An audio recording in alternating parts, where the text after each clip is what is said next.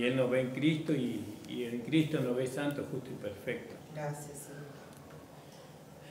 Y porque si fuera por la realidad de lo que nosotros manifestamos, realmente no seríamos aceptos en el amado. Pero gracias al Señor por la sangre que Él derramó y que esa sangre fue derramada en nosotros.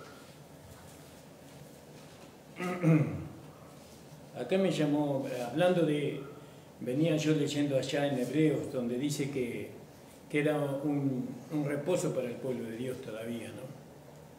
Para la nación, queda un reposo, y hablábamos de que nosotros tenemos que entrar en ese reposo para poder descansar.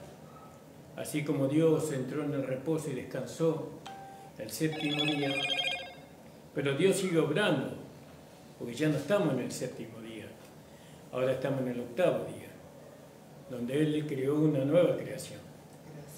¿No? Y con esa nueva creación Él obra, ¿no? Y esa nueva creación es Dios y nosotros y Dios, el hombre y Dios, el hombre en Dios y Dios en el hombre, y eso es lo que Dios usa, ¿no? Entonces Él nos hizo a nosotros como una nueva creación en el octavo día, porque nosotros no estamos en el séptimo día, porque muchos dicen que no hay que hacer nada, ¿no? Que Dios lo hace todo.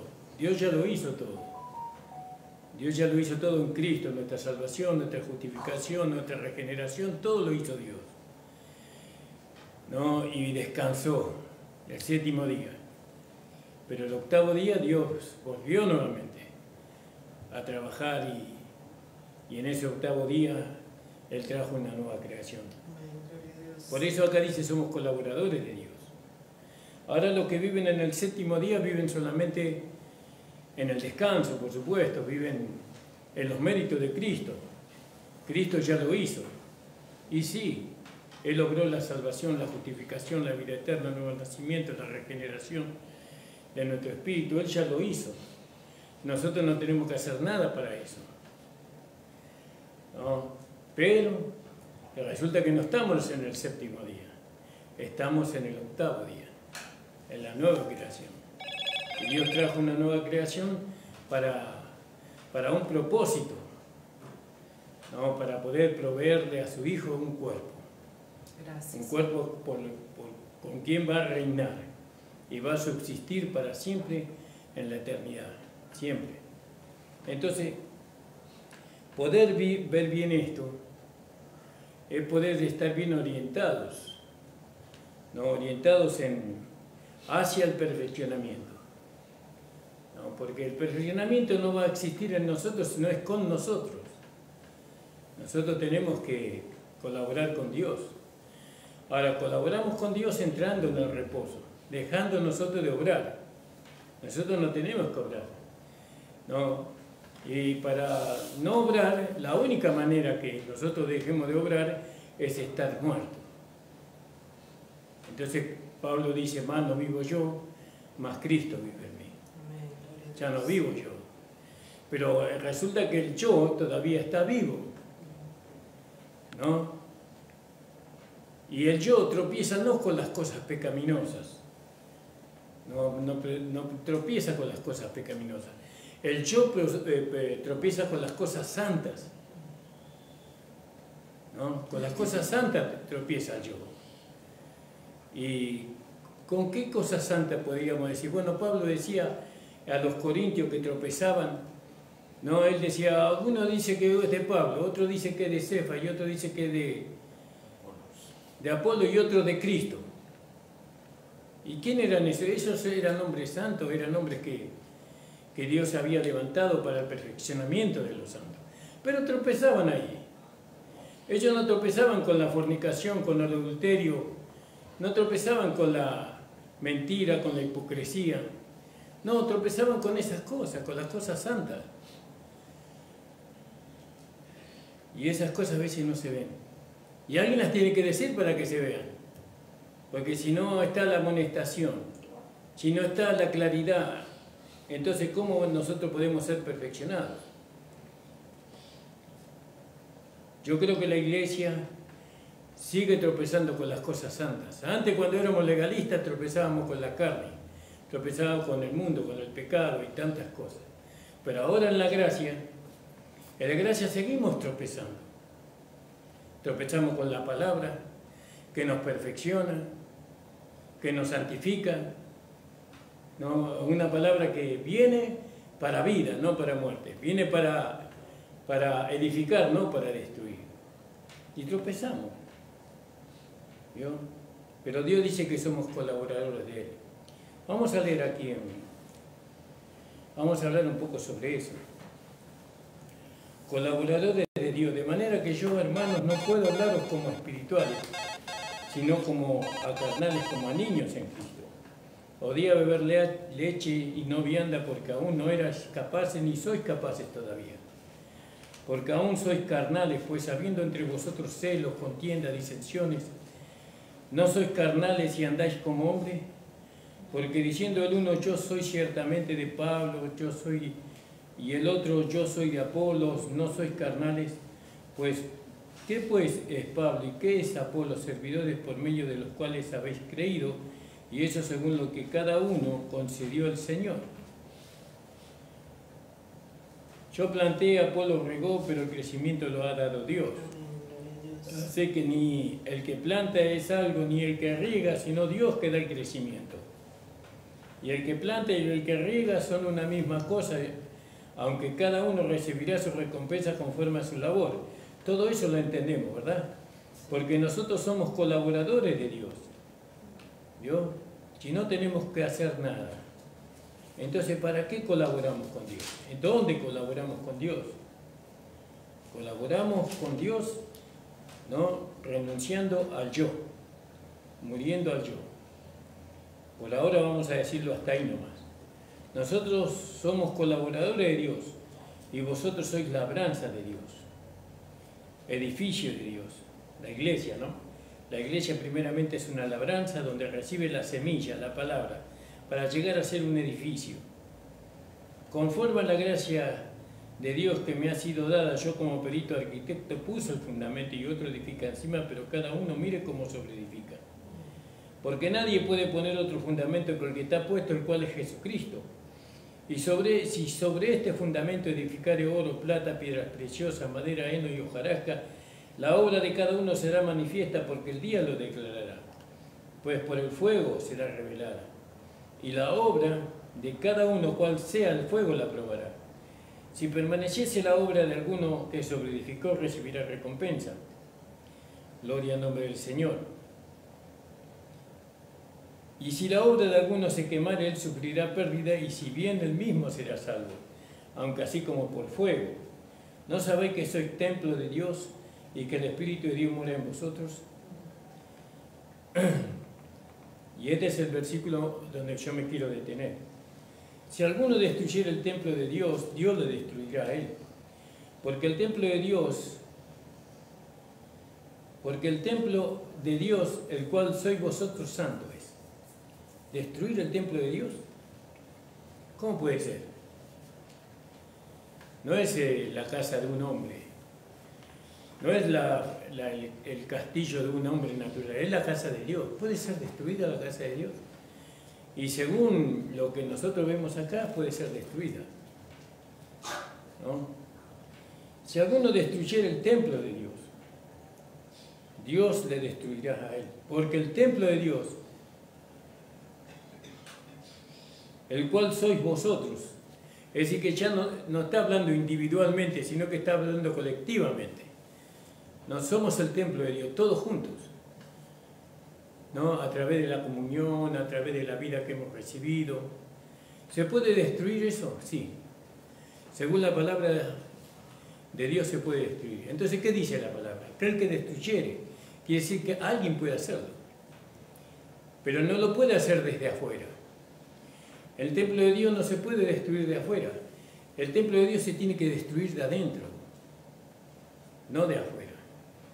Y vamos a ver cómo se puede destruir el templo de Dios, ¿no? Y después en el 18 dice, si nadie se engaña a sí mismo, si alguno entre vosotros se cree sabio en este siglo hagas ignorante para llegar a ser sabio. Ahora vamos a ir a, creo que es Marcos, el libro de Marcos.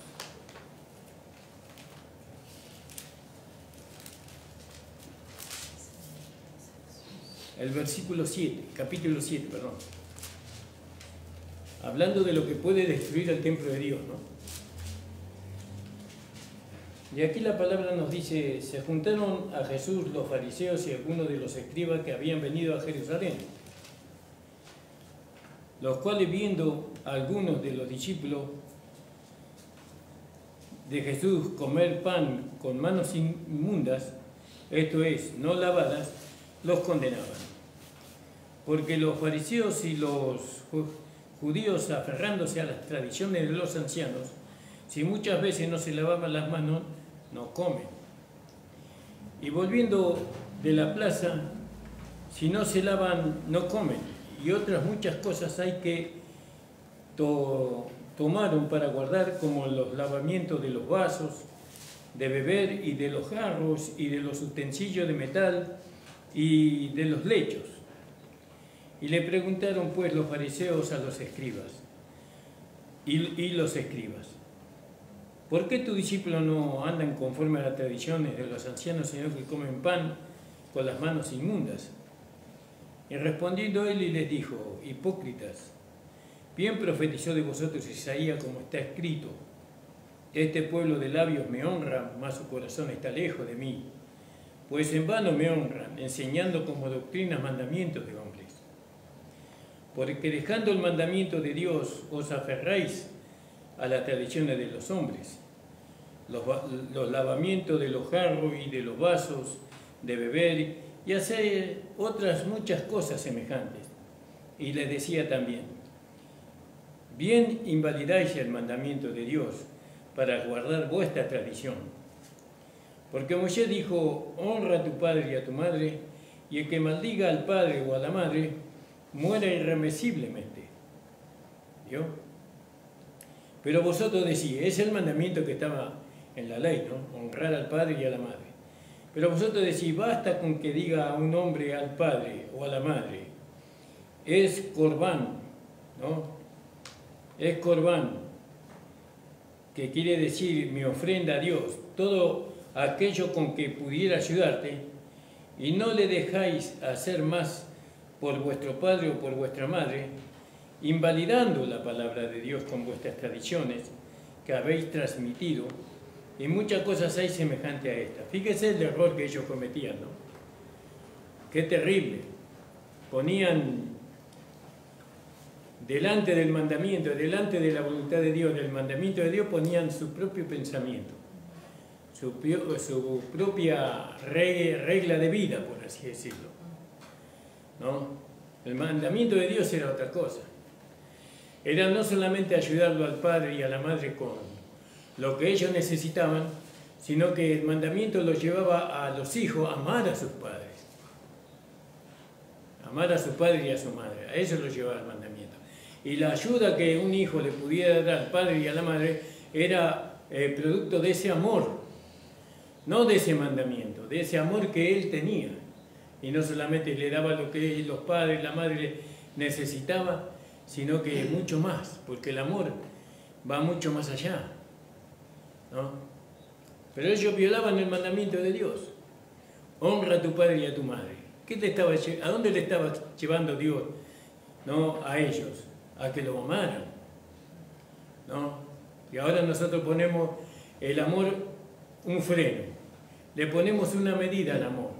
Y para colmo no es el amor que nosotros, con la cual no hemos nacido, sino que es el amor que se nos fue dado, el amor que fue derramado en nuestros corazones por el Espíritu Santo. Le ponemos una medida a ese amor, hasta acá.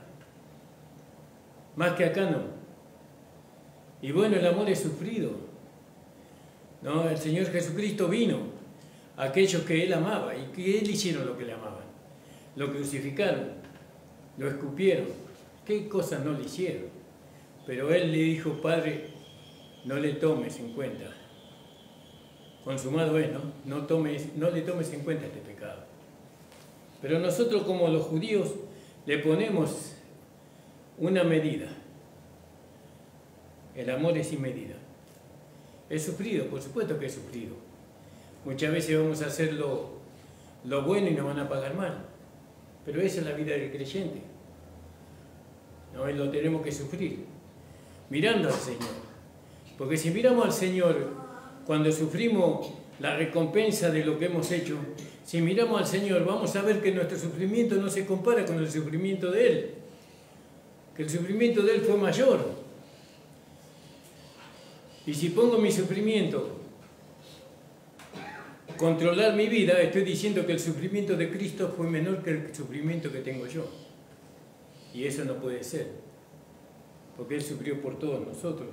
Él cargó el pecado de todos los hombres, especialmente de nosotros que creemos, invalidando la palabra de Dios con vuestras tradiciones que habéis transmitido. Y muchas cosas hay semejantes a esto, sí. Y llamando así a toda la multitud les dijo, oídme, todos, y entended. No entendieron. No le decía a la multitud, le decía, entiendan el mandamiento, entiendan la voluntad de Dios, ¿no? Que cuando ustedes honran a su padre y a su madre, no es a través del mandamiento, sino a través del amor, de un sentimiento. Y dice, entended, nada hay fuera del hombre que entre en él. Fíjese la importancia de este pasaje. Nada hay fuera del hombre que entre en él y que le pueda contaminar. Que entre en él y le pueda contaminar. Nada hay fuera del hombre que entre en él y lo pueda contaminar. Entonces, la única manera, es decir, nosotros vemos que en la iglesia entran todos, pecadores, ¿no? Entran asesinos, violadores, entran homosexuales, entran todos. Pero eso no lo puede contaminar a la iglesia. Entran falsos, hipócritas, cuántas cosas entran en la iglesia. Pero nada de eso lo puede contaminar, porque la iglesia es el cuerpo de Cristo. Amén, gloria a Dios. Y en nosotros también entra tanta inmundicia muchas veces, tantas falsedades de otros, tanta hipocresía de otros, ¿no? Tanta cosas injustas de otros, pero eso que entra en nosotros no nos puede contaminar. ¿O sí? ¿O sí? Vamos a ver, vamos a seguir leyendo, ¿no? Y entonces dice, nada fuera del hombre que entre en él lo puede contaminar, pero lo que sale de él, eso es lo que contamina al hombre. ¿Y qué hay en nosotros para que pueda contaminar al otro? ¿Qué hay en el otro, en nosotros, para que pueda contaminar el otro? ¿Sabe lo que hay? Lo que entró. Lo que entró, eso lo puede contaminar al otro. Ese desprecio que entró en mí, si yo lo exteriorizo, puedo contaminar a otro. Esa amargura, ese rencor, esa falta de perdón, todo eso puedo contaminar a otra persona. ¿Cómo entró eso? En mí, ¿no? Pero vamos a ver el proceso, ¿no? ¿Cómo es que aquello que entró en mí puedo contaminar al otro? Porque eso sale, dice. Sale. Y ciertamente que tiene que salir, pero tiene que salir por el lugar correcto. Porque eso que entró no puede quedar en nosotros, sino que tenemos que deshacernos de eso que entró, de aquello que puede destruir el templo de Dios, que puede destruir la casa de Dios. Eso tiene que salir, no puede quedarse ahí, tiene que salir, ¿no? Pero tiene que salir por el lugar correcto. Entonces dice, vamos a leer el 15, no hay nada fuera del hombre que entre en él que le pueda contaminar, pero lo que sale de él, eso es lo que contamina al hombre. Y si alguno tiene oído para oír, oiga. Cuando se alejó de la multitud y entró en la casa, le preguntaron sus discípulos sobre la parábola. No la habían entendido. Y él les dijo, ¿también vosotros estáis así sin entendimiento? ¿No entendéis que todo lo de afuera que entra en el hombre no le puede contaminar? Porque no entra en su corazón. En el corazón. No entra en el corazón. No tenemos que permitir que esas cosas entren en nuestro corazón. No, las cosas que vienen a nosotros, no las tenemos que permitir que entren en nuestro corazón. Que se aniden ahí, que se acumulen ahí. Nuestro corazón no es una alacena. No es una alacena de lo malo, de aquello que no es de Dios. Y ahí nosotros permitimos, en un descuido, ¿vio? En un descuido el enemigo pone una cosa en nuestro corazón, un pensamiento, un sentimiento, un desprecio, una mala mirada, una falta de saludo, algo pone ahí. Y entonces Jesús le dice, y él le dijo también, vosotros estáis sin entendimiento, ¿no entendéis que todo lo de afuera que entra en el hombre no le puede contaminar? Porque no entra en su corazón, sino en el vientre. Por ahí se despide. En el vientre y sale a la letrina. Y sale a la letrina. ¿Vio? Y esto es una interpretación lo que voy a decir, ¿no? La letrina para mí es la cruz de nuestro Señor Jesucristo. Porque ahí despedimos toda la inmundicia, la suciedad que entra en nosotros. Por medio de la cruz, ¿no? Ahí nos deshacemos de todas aquellas cosas que vienen a destruir la casa de Dios. Porque todo eso, estamos en este mundo, está Satanás en este mundo y usa todas esas cosas para destruir la iglesia. Pero nosotros, Dios nos dio un lugar por donde nosotros podemos deshacernos de toda esa porquería, inmundicia que entra o que quiere destruir la iglesia, que es la cruz de nuestro Señor Jesucristo. Alabado sea el Señor. Nunca tenemos que permitir que eso entre en nuestro corazón, porque vamos a ser instrumento de destrucción para la iglesia. En vez de ser instrumento de edificación, vamos a ser instrumento de destrucción. Gloria al nombre del Señor. Y en estas cosas tenemos que ser muy cuidadosos y tenemos que ser muy claros en estas cosas. Venimos orando sobre todo lo que nos está pasando como iglesia local. Acá nosotros tenemos que entrar en el entendimiento de que tenemos que seguir una dirección, ¿no? Que el individualismo, se terminó el individualismo para nosotros. Nosotros estamos para seguir una dirección y la dirección que nosotros recibimos es del Señor. El Señor nos va dirigiendo, pero no nos va dirigiendo solamente individualmente a cada uno, sino que nos va dirigiendo colectivamente. Y colectivamente no es lo mismo que individualmente, porque colectivamente ya es con otros. Ya hay un orden divino establecido por Dios para que el cuerpo funcione correctamente. ¿No? Y bueno, y está la palabra de Dios que nos transforma, que nos conforma a la imagen de Cristo. Y también en la palabra de Dios descubrimos que Dios estableció los ministerios para perfeccionar a los santos. Y en el libro de Hebreos dice Pablo, obedeced a vuestros pastores, estad sujetos a ellos, ¿no? Y todo tiene que hacerse de la manera que la palabra de Dios le dice. Si lo seguimos haciendo así, como lo que estamos siguiendo, entonces la iglesia local no se va a formar y todo lo que hablamos y todo lo que decimos y sentimos se va a desaparecer en el aire nada más. Hay que seguir, hay que honrar a aquellos que son dignos de honra, honrar a aquellos que son dignos de honra. ¿Quiénes son dignos de honra? Aquellos que Dios puso delante para nuestro perfeccionamiento, ¿no? Que son los apóstoles, profetas, evangelistas, pastores y maestros. Si nosotros no los honramos a ellos, no lo honramos al Señor. ¿Por qué? Porque el Señor fue el que los puso. ¿Se habrá equivocado Dios cuando los puso?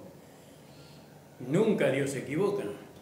Dios siempre pone lo que uno necesita, no lo que yo quiero. A mí me gustaría otra cosa, bueno, pero no es lo que vos querés, es lo que vos necesitas, lo que Dios pone. Bueno, y entonces dice en el versículo 19, porque no entra en su corazón sino en el vientre y sale por la letrina. Esto decía siendo limpio todos los alimentos. pero decía que lo que del hombre sale, eso contamina al hombre. ¿Qué sale de nosotros? ¿Qué está saliendo de su corazón? ¿No? ¿Qué está saliendo de usted para poder bendecir, para poder ser colaboradora de Dios, colaborador de Dios?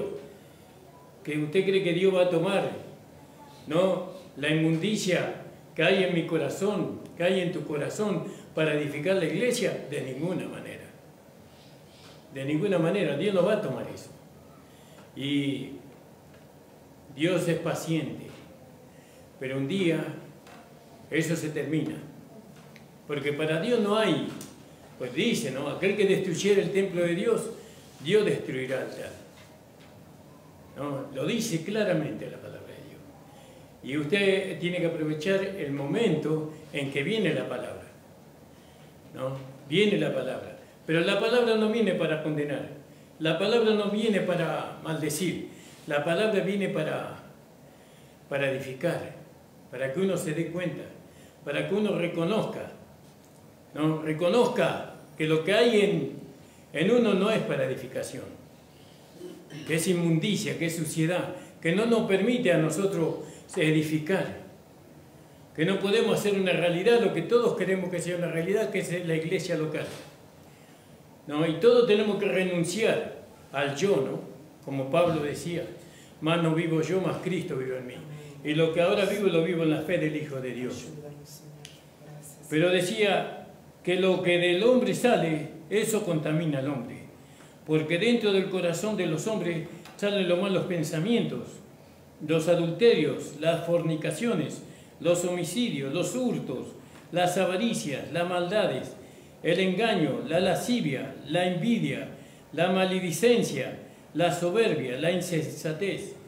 Todas estas maldades de dentro salen y contaminan al hombre y lo destruyen, porque eso termina el hombre destruido en pocos años de su vida.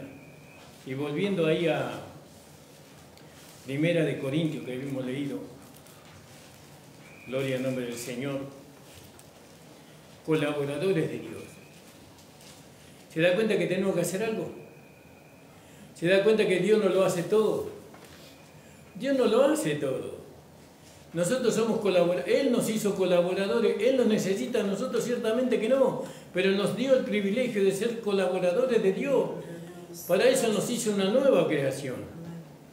Él nos dio una nueva vida, un nuevo corazón. Una nueva mente nos dio.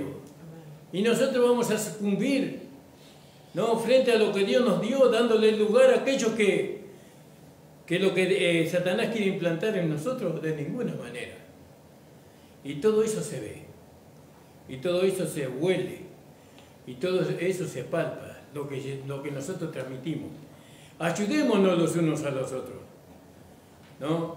Estamos aprendiendo. Ayudémonos a los unos a los otros a manifestar lo mejor que hay en nosotros. No pongamos obstáculos, no pongamos más bien aquello que hemos recibido para que Dios pueda hacer de este lugar un lugar de su habitación, una iglesia local, para que otros se sientan atraídos. Un pensamiento, fíjese, un pensamiento de uno de nosotros, un sentimiento de uno de nosotros puede ser un obstáculo muy grande a lo que Dios quiere hacer. ¿Cómo puede ser eso posible? ¿Cómo puede ser que un pensamiento mío, un sentimiento mío, ¿no?, pueda obstaculizar a Dios? Yo le digo que sí. Porque, como muchas veces decimos nosotros, ¿no?, hay un poder. Si bien el poder de Dios es mayor que cualquier otro poder, pero el otro poder también es grande. El poder del maligno, el poder de la carne, el poder del diablo. Y como Dios no nos obliga, Dios no nos avasalla, ¿no?, sino que Dios está esperando nuestra rendición, entonces cuando no la tiene, entonces Él no puede operar en nosotros. Por eso tenemos que ser colaboradores de Dios y no del diablo. Si alguno destruyere el templo de Dios, Dios le destruirá a él, porque el templo de Dios, el cual sois vosotros, santo es. Nadie se engaña a sí mismo. Si alguno entre vosotros se cree sabio en este siglo, hágase ignorante para que llegue a ser sabio. Porque la sabiduría de este mundo es insensatez para con Dios. Pues está escrito, Él prende a los sabios en la astucia de ellos. Y otra vez el Señor dice, conoce los pensamientos de los sabios que son vanos. Así que ninguno se gloríe en los hombres, porque todo es vuestro. Sea Pablo, sea Apolos, sea Cefas, sea el mundo, sea la vida. Está viniendo de allá, ¿vio? Del capítulo de Marcos, ¿no? Todo es vuestro. Sea Pablo, sea Apolo, sea Cefas, sea el mundo, sea la vida, sea la muerte, sea la presente, sea el porvenir, todo es vuestro y vosotros de Cristo y Cristo de Dios. Gracias le damos al Señor. Amén, hermano. Amén. Entonces, detengámonos todos y veamos qué está pasando, qué estamos haciendo nosotros. Cada uno en su lugar tiene que mirar. Y si hay algo que usted tiene que rever de su vida, hágalo. Y si no lo puede llevar a sola, entonces pídale ayuda al Señor. Dígale, Señor, ayúdame. Porque con esto no puedo solo, te necesito a ti. No, este es un problema muy grande que yo tengo. Ahora, si tú no me ayudas, no lo voy a poder hacer. Y ahí en la humildad y en el reconocimiento Dios opera. Yo quiero ser colaborador de Dios hasta el día que me vaya. Yo quiero colaborar con Dios en lo que Dios quiere hacer. Quiero que Dios me use. Pero le digo la verdad, hay a veces que se me hace difícil. Se me hace difícil ser colaborador de Dios.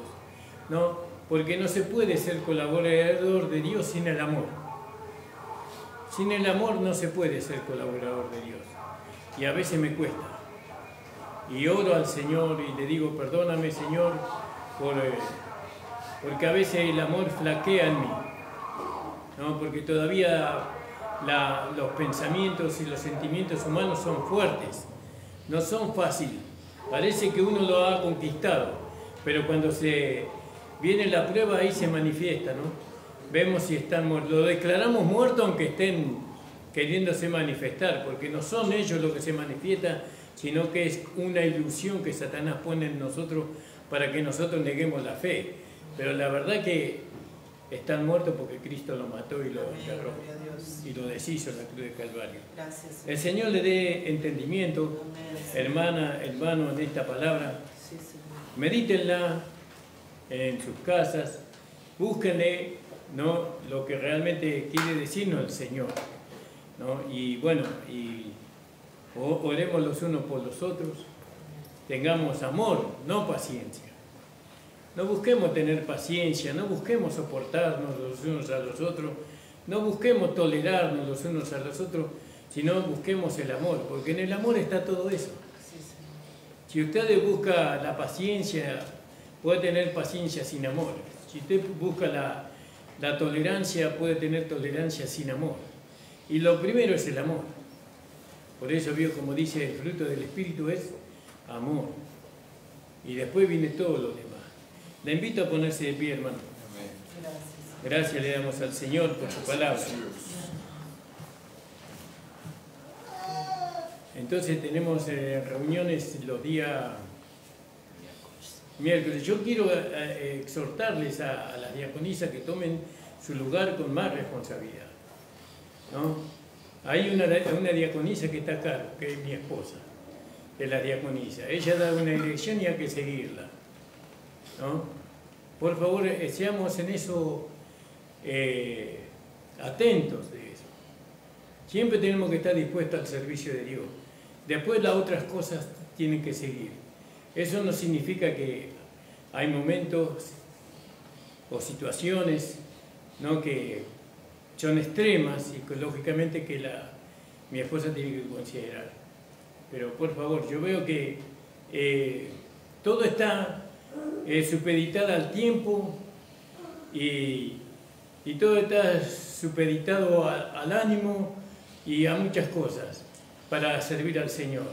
Y todo tiene que estar supeditado a la dirección. Se da una dirección y hay que seguirla. Porque esa dirección la dio el Señor. Para que la iglesia avance, para que la iglesia vaya avanzando cada día más hacia la voluntad del Señor. Vamos a orar, hermano, y ya nos vamos a despedir. Padre amado, estamos delante de tu presencia, agradeciéndote, Señor, por tu palabra. Señor, te pedimos perdón si en alguna medida te hemos ofendido a ti. Sí, Señor. Señor, reconocemos, Señor amado, que estamos, Señor, en deuda contigo. Nos sentimos privilegiados, Señor, de ser colaboradores contigo. Señor, gracias porque tú nos hiciste colaboradores juntamente con Cristo. Señor, ayúdanos, Señor, para que podamos, Señor, aceptar, Señor, no solamente las bendiciones, sino las responsabilidades, Señor. Sabemos que no es fácil, Señor, pero con tu ayuda lo vamos a poder hacer, Señor. Señor, amamos a todos los hermanos y tú lo sabes. Señor, tu amor que fue derramado en nuestro corazón, Señor, es una realidad, Señor. Bendice, Padre Santo, a cada hermana y hermano que ha escuchado esta palabra. Bendice a aquellos que nos están viendo por Facebook, Señor. Ayúdales, Padre amado, en el nombre de Jesús, para que cada uno, Señor, sea entendido en lo que ha escuchado y pueda aplicarlo a su vida, Señor. En el nombre de Jesús. Amén. A los amigos de Facebook les invitamos para que se suscriban a nuestro canal y puedan escuchar nuevamente, compartir sobre todo esta palabra con otros que tienen en su celular. Los contactan, ¿no? Amén. El Señor le bendiga. La mañana terminamos, hermanos. Amén.